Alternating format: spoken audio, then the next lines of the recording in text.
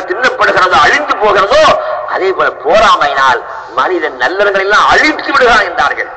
அடுத்தவன் கிடைக்கிற பொருளாதாரம், அடுத்தவன் கிடைக்கிற ஆட்சி அதிகாரம், அடுத்தவன் கிடைக்கிற அறிவாற்றல்களை பார்த்து நீங்க போராப்படாதீங்க.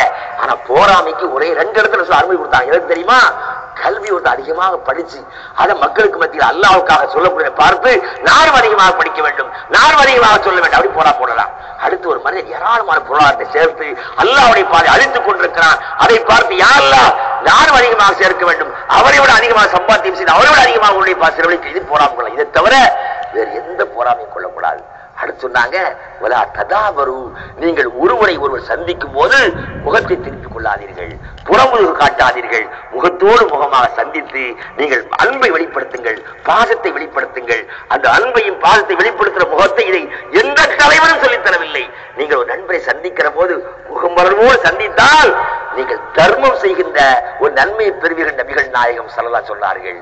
சொல்லிவிட்டு கடைசியா சொன்னாங்க, எல்லா நல்ல சொல்லி கூனு இபாதல்லாஹி இஹ்வானா.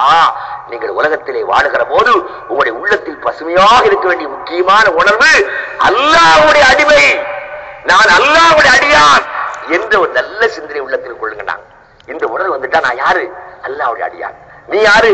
அல்லாஹ்வுடைய அடியான். அவன் உலகத்தில் ஆண்டான் அடியான் என்று இருந்தாலும் இதெல்லாம் அல்ல, நீ உலகத்திலே வாழ்ந்து சாகின்ற வரை அல்லாஹ்வுடைய அடிமையாக இருந்து